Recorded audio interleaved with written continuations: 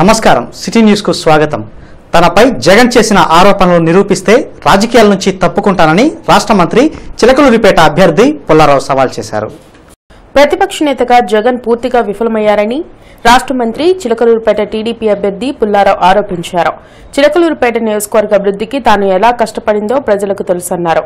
YCP అభ్యర్థి రజని మహానాడులో జగన్ ను విమర్శించలేదా అని ప్రశ్నించారు. జగన్ అడ్డుపడడం వల్లే అగ్రిగోల్డ్ బాధితులకు డబ్బులు చెల్లించడంలో జాప్యం జరిగిందని పుల్లారావు తెలిపారు. ఏ ఆరోపణైనా నా మీద చేసే ప్రతి ఆరోపణకి నేను ఛాలెంజ్ చేస్తున్నా. ఊరక గాలి మాటలు మాట్లాడి తప్పుడు మాటలు మాట్లాడి ప్రజల్ని మెప్పించాలంటే చిలకలూరిపేట ప్రజలు చాలా తెలివైన వాళ్ళు. నా అభివృద్ధి సంక్షేమం ముందు మీ గాలి మాటలు ప్రజలు నమ్మరు. నా అభివృద్ధి నా సంక్షేమం ప్రజలకు ఏదొచ్చినా నేనున్నాను అనేటువంటి ఒక ధైర్యం, మంచికి నేనున్నాను, చెడుకు నేను కాదు. ఈరోజు విలేకరు చనిపోయాడు. ఎవరు ఆ విలేకరు చంపినోడు ఎక్కడున్నాడు? మీ దగ్గర ఉన్నాడు, నా దగ్గర లేరే. నాది హత్యా రాజకీయాల చరిత్ర కాదు నాది. నేరగాళ్ల పార్టీలో నువ్వున్నావు.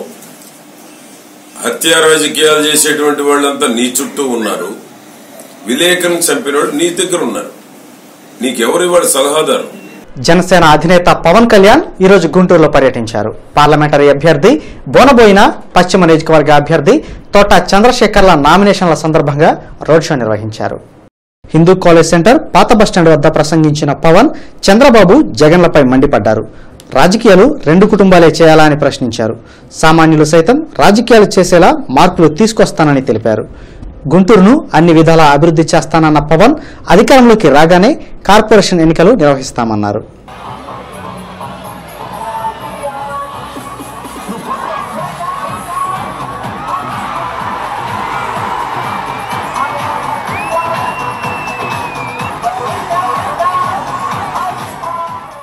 వైఎస్ఆర్ కుటుంబాన్ని పల్లెకిలో మోస్తాం, భుజాలకు ఎక్కించుకుంటాం. ఎంతకాలం ఎన్ని దశాబ్దాలు చంద్రబాబు గారి కుటుంబాన్ని భుజాలకు ఎక్కించుకుంటాం. బోనబోయిన శ్రీనివాస్ యాదవ్ గారిని మనం ఎంతకాలం పల్లెకీలు మోస్తాం? ఇంకెన్ని దశాబ్దాలు పల్లెకీలు మోస్తాం? ఇంకెన్ని దశాబ్దాలు ఊడిగం చేస్తాం? అరే, అందరికీ ఊడిగం చేసే సమయం అయిపోయింది. వెనుకబడిన వర్గాలని, అణగారిన వర్గాలని, చట్టసభలకి దూరంగా ఉన్న వ్యక్తుల్ని బలమైన చట్టసభ స్థానాల్లో పెట్టే బాధ్యత జనసేన తీసుకుంటుంది. మిమ్మల్ని నేను పల్లికి లెక్కించే బాధ్యత జనసేన పార్టీ తీసుకుంటుంది. పశ్చిమ నియోజకవర్గంలో తెలుగుదేశం పార్టీ ఎమ్మెల్యే అభ్యర్థి మగ్దారి గిరి ఎన్నికల ప్రచారం విస్తృతంగా జరుగుతుంది. అంకమ్మనగర్ లో నిర్వహించిన ప్రచారంలో ప్రజలు ఆయనకు ఘన స్వాగతం పలికారు. సంక్షేమం, అభివృద్ధి టీడీపీని తిరిగి అధికారంలోకి తీసుకొస్తాయని గిరి చెప్పారు. జగన్ కుట్ర రాజకీయాలు ప్రజలకు అర్థమయ్యాయని, ఈసారి ప్రతిపక్ష హోదా కూడా వైసీపీకి దక్కదన్నారు.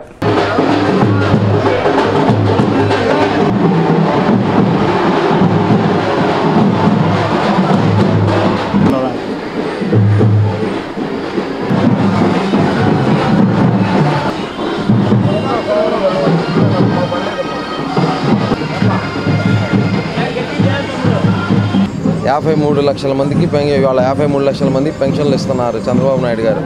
అంటే 53 లక్షల కుటుంబాలకి ఇవాళ 53 లక్షల కుటుంబాలకి మరి హితోదకంగా ఇవన్నీ కూడా తెలుస్తూ ఉన్నాయి. ఇవాళ ఒకటే ప్రభుత్వం సంక్షేమం, అభివృద్ధి రెండు పాలకులు తీసుకోబట్టే రాష్ట్రం అంత పరిస్థితులు బాగోలేకపోయిన 2014లో వాళ్ళ అభివృద్ధి రాబట్టే మనందరికీ కూడా ఇవన్నీ వస్తున్నాయని కూడా ఇవాళ ప్రజలు గ్రహించారు. అలాగే వచ్చే కాలంలో కూడా చంద్రబాబు గారి నాయకత్వం ఉంటేనే బాగుంటుంది.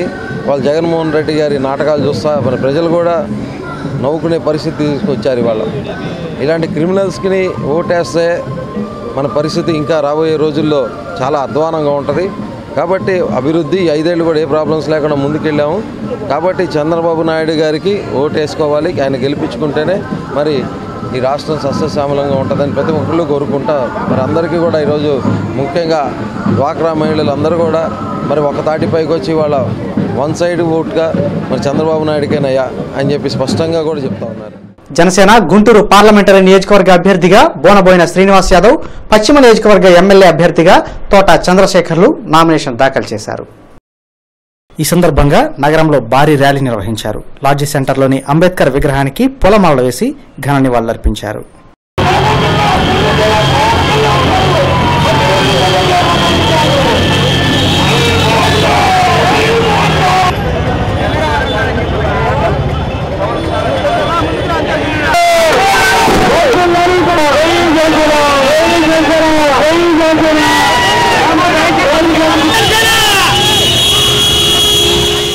అరడల్పేట అష్టలక్ష్మి దేవాలయం 24వ వార్షిక బ్రహ్మోత్సవాలు అంగరంగ వైభవంగా కొనసాగుతున్నాయి. భక్తులు అధిక సంఖ్యలో హాజరయ్యారు. వార్షిక బ్రహ్మోత్సవాల్లో భాగంగా సోమవారం పూర్ణాహుతి హోమాన్ని నిర్వహించారు.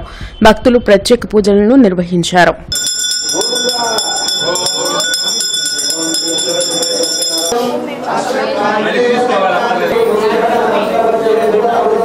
బ్రహ్మోత్సవాల్లో భాగంగా ఈ రోజున చివరి రోజున మహాపూర్ణాహుతి కార్యక్రమం జరిగింది. మరి గత 13 రోజులుగా కూడా అమ్మవారికి శ్రీ అష్టలక్ష్మి అమ్మవారికి విశేషంగా సహస్ర కలశాభిషేక కళ్యాణాలు చేసుకొని ఈ రోజున జగద్గురువులు శ్రీ విద్యారణ్య భారతీ స్వామి వారి ఆధ్వర్యంలో విశేషంగా మహాపూర్ణాహుతి కార్యక్రమం జరిగింది. మరి చివరి రోజున భక్తులందరికీ కూడా అన్నదాన కార్యక్రమం ఏర్పాటు చేశాం. మరి ఈ రోజు నుంచి కూడా సహస్ర కలశాభిషేకం జరిగిన సమయం నుంచి కూడా ఇంకొక 12 సంవత్సరాలు విశేషమైన ఫలితం ఉంటుంది. కాంగ్రెస్ పార్టీ గుంటూరు పార్లమెంటరీ అభ్యర్థిగా మస్తాన్ వలి నామినేషన్ దాఖలు చేశారు. పొన్నూరు రోడ్లోని ఆయన కార్యాలయం నుంచి కలెక్టరేట్ వరకు భారీ ర్యాలీ నిర్వహించారు. కాంగ్రెస్ పార్టీ నేతలు ఈ ర్యాలీలో పాల్గొన్నారు. రాహుల్ గాంధీ ప్రధాని అయితేనే రాష్ట్రానికి న్యాయం జరుగుతుందని మస్తాన్ వలి అన్నారు. చంద్రబాబు, జగన్లు మోడీకి తొత్తులుగా వ్యవహరిస్తున్నారని ఆయన మండిపడ్డారు.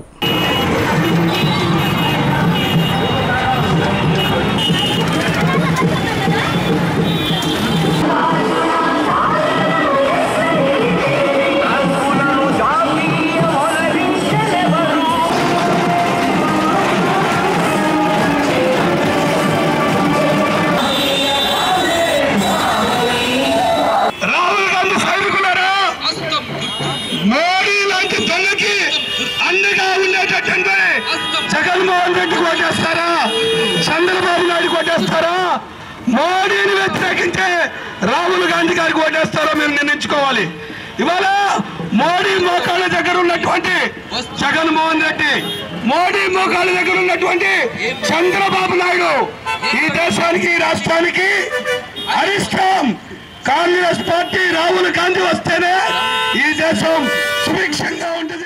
ఓంకార క్షేత్రంలో సాయినాథుని వార్షికోత్సవాలు అత్యంత వైభవంగా జరిగాయి. ప్రత్యేక పూజలు నిర్వహించారు.